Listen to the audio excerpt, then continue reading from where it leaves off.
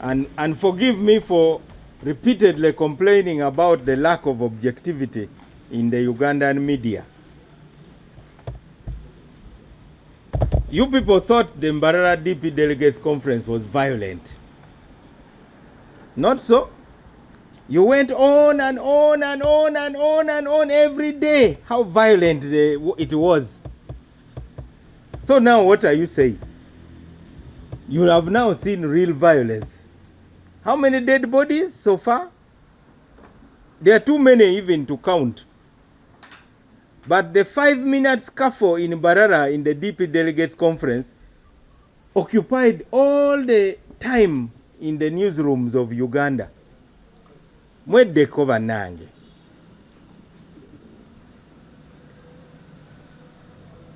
It's really a shame.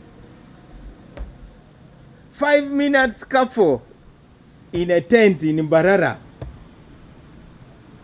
Chaos in Mbarara. Chaotic DP Delegates Conference. But for NRM, you have not used the same words. You are just massaging them. Have they bribed you? Perhaps. But it is a shame.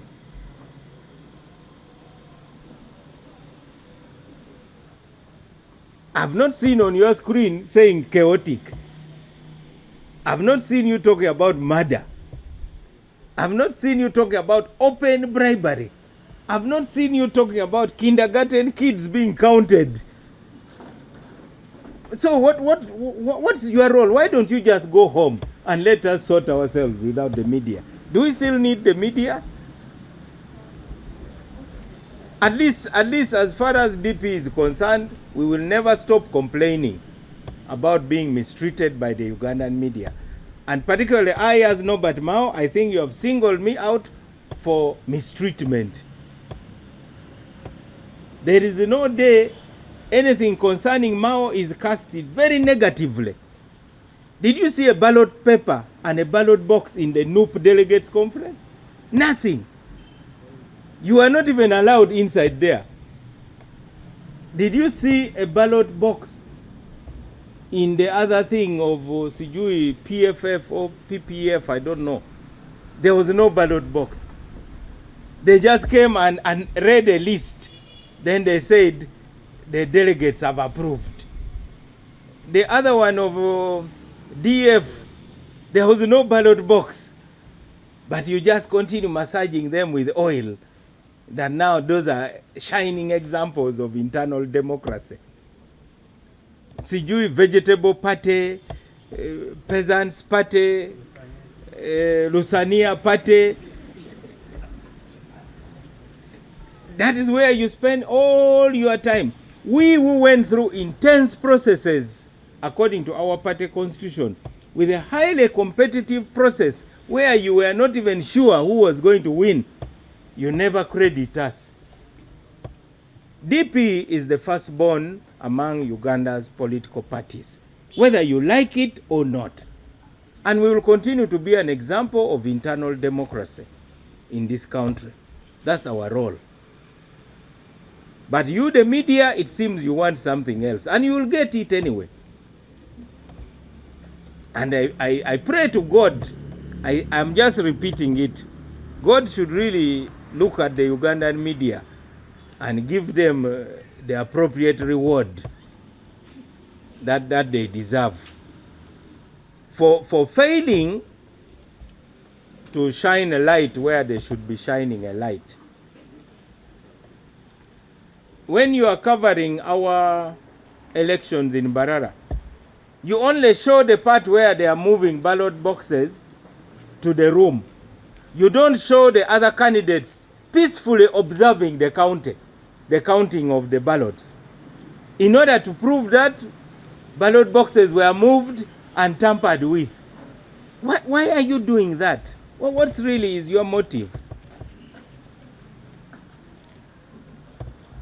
Anyway, God is watching you.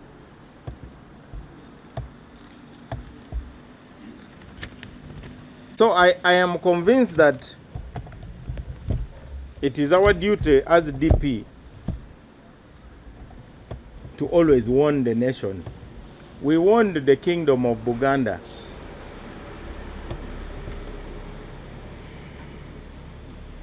in 1960s, and 1966 followed. We won the UPC in 1980. That is what led to the Luwero Bush War. Now we are warning NRM that please, you no longer have moral authority to lecture anybody about internal democracy. It was purely a disgrace. They are spitting fire.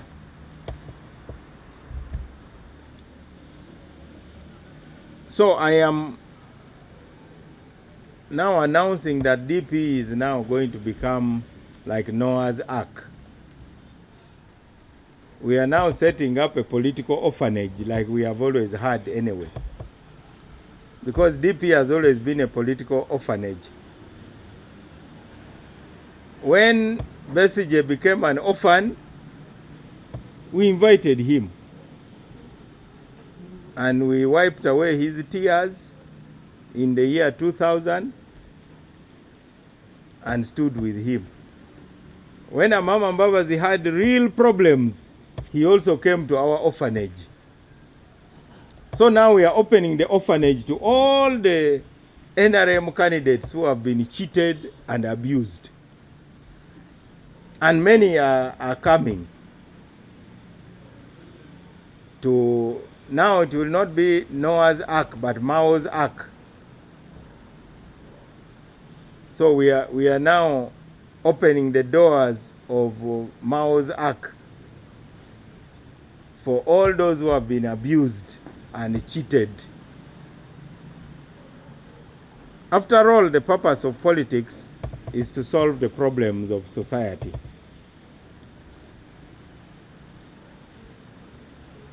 Many of our members who thought our process was illegitimate are now having second thoughts.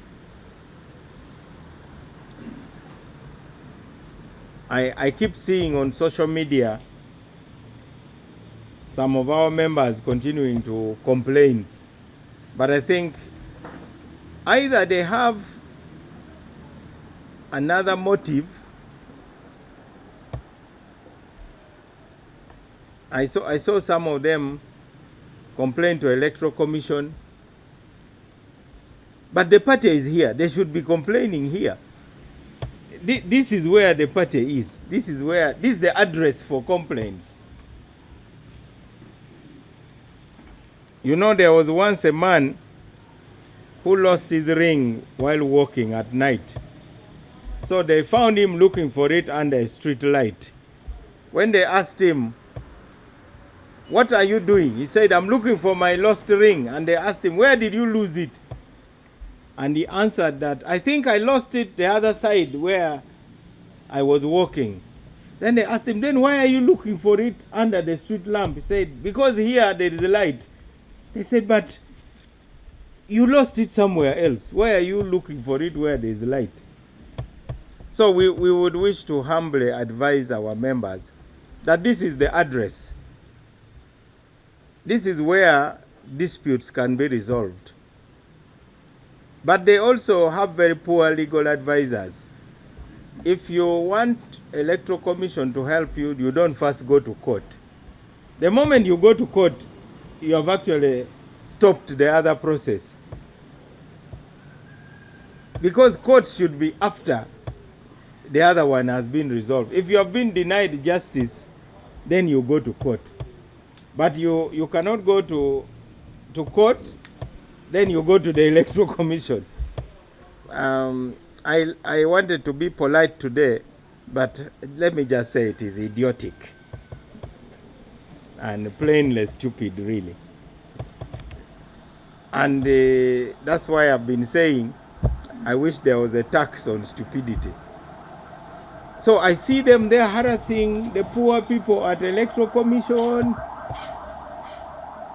It is like if I go to the High Court. Then again, I'm harassing the LC1 to solve my problem. What do you expect the LC1 to do? You're already in the High Court. You cannot deal with it. Or if it is a school, you have already complained to the school administration, but at the same time you are harassing the prefects to solve your problem. But anyway, we are not paid for advising people who are disturbing us. So we don't have time for that.